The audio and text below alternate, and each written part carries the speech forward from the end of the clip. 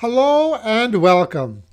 For those of you joining me for the first time, my name is Roger, and this is your daily tarot map for Sunday, May 17th, 2015, using tarot to create the life you want.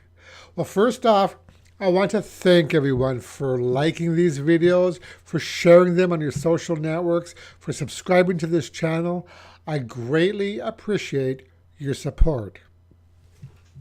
So over the past week, I've really enjoyed our work with the beautiful 78 Tarot, but alas, it's time to move on. So, as promised, we begin working with a brand new deck for the upcoming week, and that deck is the new Palladini Tarot, created and illustrated by the talented David Palladini.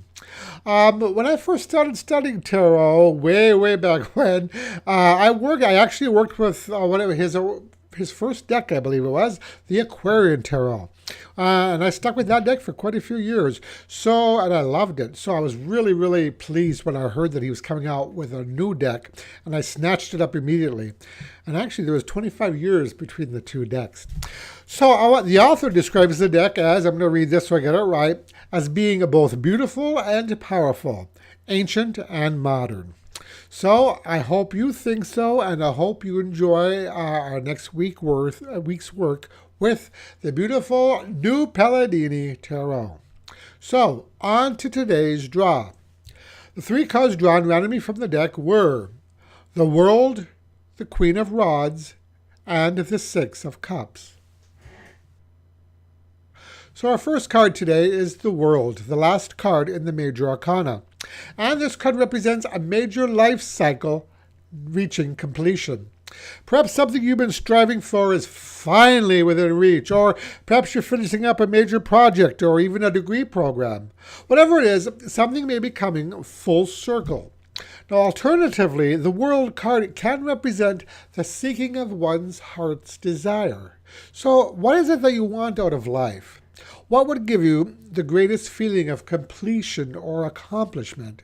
Figure out what that is and then begin taking practical steps toward it. Now, this idea is nicely illustrated by our second card, the Fiery Queen of Rods. It seems that no matter which deck we use, this powerful queen eventually makes an appearance. I guess that's just in her nature. So in this draw, though, notice how her back is towards the world. Now, this suggests to me that past successes and triumphs are behind her, or at least she's put them behind her. Sometimes when we reach a state of attainment or achieve a goal, we get stuck at the finish line, sometimes for a little too long, basking in our glory. Now, while it's certainly advisable and recommended to enjoy our successes as they happen, we do have to, at some point, move on.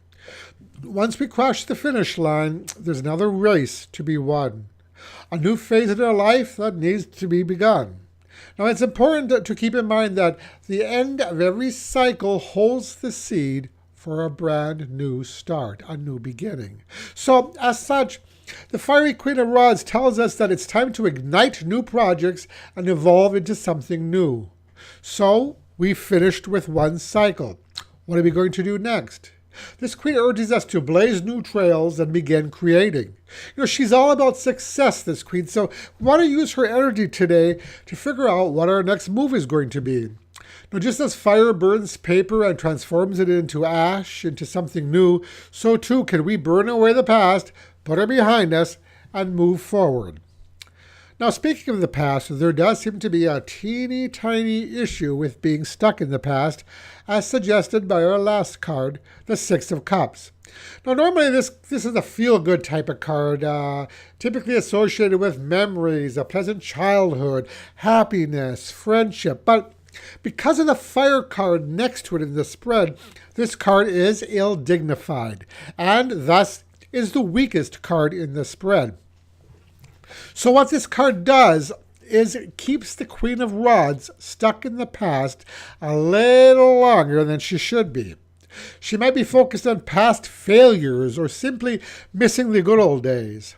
Or maybe after the recent successes hinted at by the world, she fears that she'll be able to duplicate those particular successes again. Now, what this card cautions us to do is to not be stuck in reminiscing land for too long. I've mentioned this in past readings that we can't instigate change where we live in the past. Nothing grows there.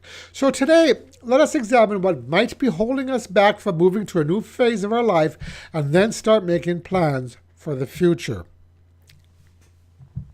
So today's message for these three cards is: